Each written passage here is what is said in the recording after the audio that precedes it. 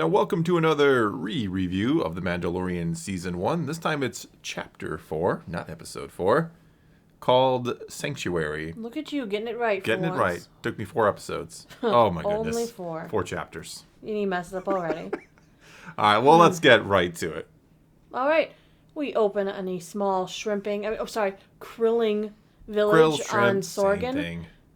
It's a village under siege, ransacked by a group of raiders. Why? Well, for stuff. Yeah, food. Free food, right? That's literally the whole thing. Is we just have a group of raiders who live there and steal their food. Because they're hungry. Like 15 to 20 guys who are just like, you know what? Let's just go steal from that village. We'll go hit up the bar afterwards, laugh it off. Great joke. I don't know. Go figure, but that's what they do. That's pretty straightforward. Now back to Mando. Grogu is now the co-pilot, enjoys pressing buttons, seemingly physical and mental. They're going to go to Sorgan to hide out. Lay low for a little while. Yep. They arrive on the planet. Mando's like, Grogu, stay on the ship. Grogu comes with. Yeah, nah, I'm not staying. They visit the tavern to give some food to Grogu, look for some lodgings, where they run into Cara Dune. The two of them brawl for reasons. Because she thinks he's after her. Yep. And he thinks she's after Grogu. Potentially. Mm-hmm. Maybe. I think he's just more kind of curious what the deal is with her. Yeah. She worked for the rebellion at one time, and, well, that's enough for those two to fight and then make up, and she's like, well, I was here first, you go find a new hiding spot, and he's like, dang.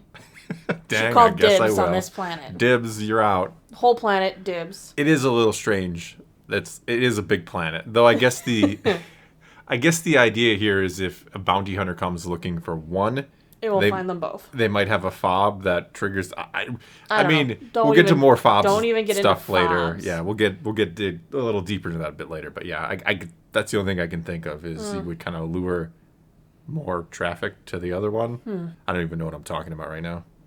Then Mando's like, well, back to my ship, and a delegation from the attacked village come to meet him, and they're like, hey, you're a Mandalorian. We want your help with the raiders. Look at your armor. You at least killed a Mandalorian and took it.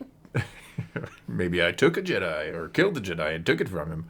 But no, how did they know he's a Mandalorian? How does everybody in the galaxy know Mandalorians, but like Jedi, everybody forgot about them like 10 minutes later? Because it's easier to remember the boogeyman than the good guy? I guess so. But I don't know that the Mandalorian are thought of as like boogeyman. I guess they kind of have a reputation. You're right. A reputation of badassery spreads far and wide. I guess the Jedi, nobody just cared. I mean, like, even Cara Dune. Peacekeepers who randomly might show up and act as a mediator or something, and then they leave. Even Cara Dune, we'll learn later, doesn't know what the Jedi are, and she was in the rebellion. Or she doesn't care. She was busy cracking skulls.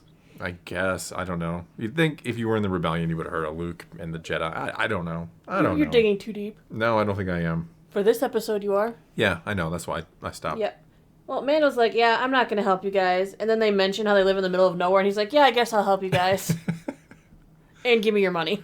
You got a lodging there? Any nice little beachside residence I can stay in? And then he decides to bring Cara Dune with. Why not? Why not? Let's bring Cara Dune with. You know, an ex-shock trooper. Not so bad. Yeah, no. Handy to have around. We meet the widow, who I assume has a name.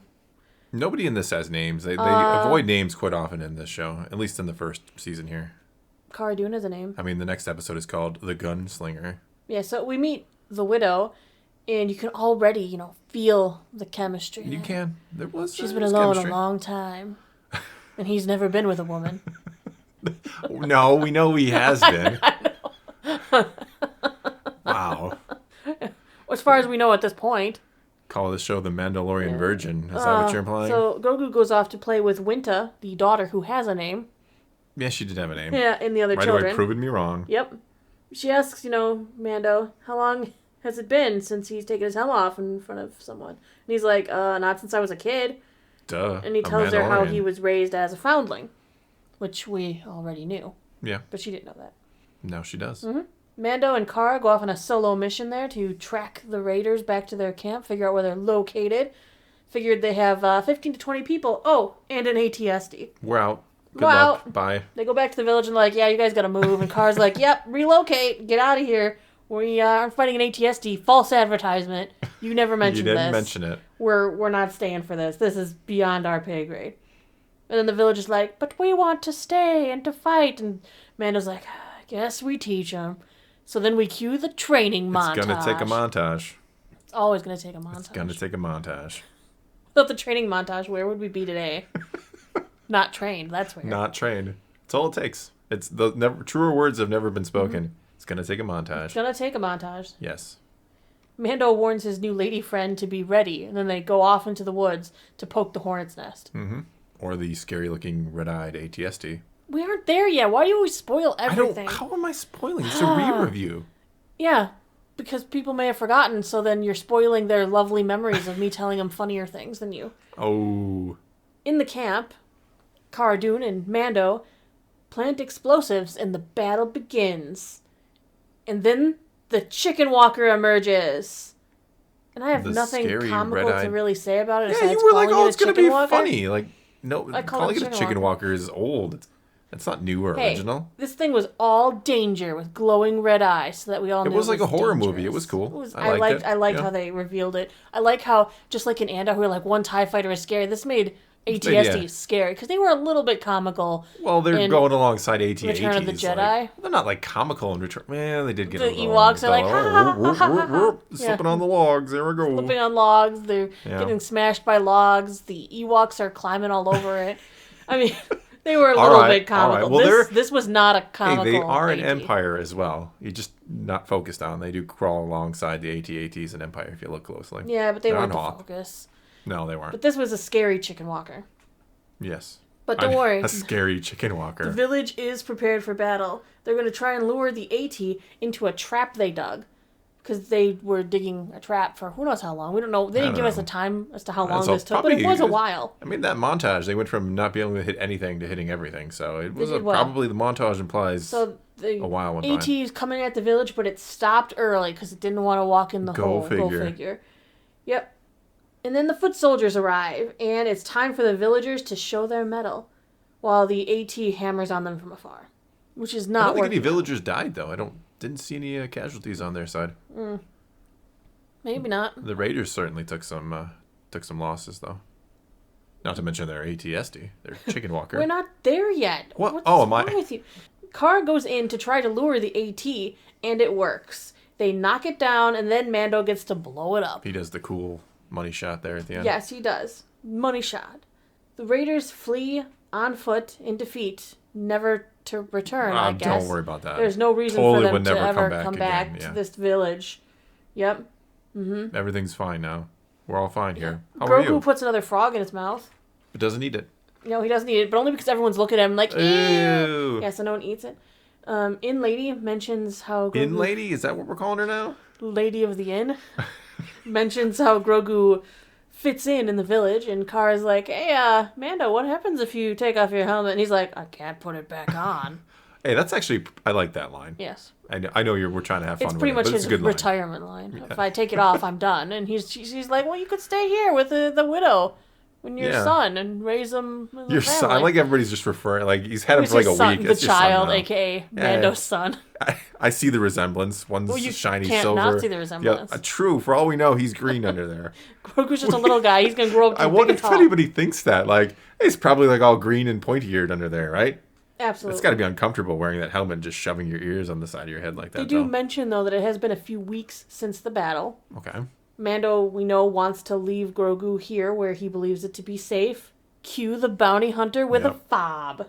There you go. As soon as he's like, I want to leave him here, it's like, bling, bling, fob. What do the fobs actually track? His DNA. How do you track DNA? Because they had it, and they track it. Good explanation. And somehow Palpatine has returned. The whole village apparently wants Mando to stay, and you can see Mando actually struggle with the choice. Which was good, too, yeah.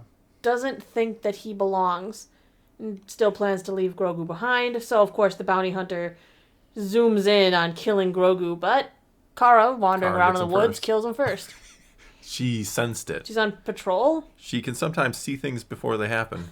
So Grogu can't stay. Mando won't stay. Cara offers kind of, hey, you want an escort back to your ship? Maybe offering to go with him or something? It's kind of veiled intention there. But they go their separate ways. For now. For now. Cue the end of the episode. Yep. Overall, good episode. I mean, kind of your standard train the villagers to defend their own village episode. Mm-hmm. With some touching moments. There are some good moments and some good lines. Absolutely. But it's nothing mind-blowingly spectacular.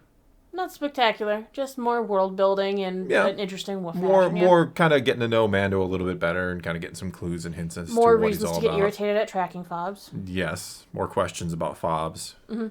More questions about other things. I guess. A good kind of, shall we use the dreaded filler word, kind of a filler-ish episode where you learn a few things, but it's good. It's enjoyable. All right, well, that is all we got for you this time, so do take to the comments below. Tell us what you thought of the 4th chapter of The Mandalorian Season 1, and let's talk some Star Wars. And until next time, thanks for watching.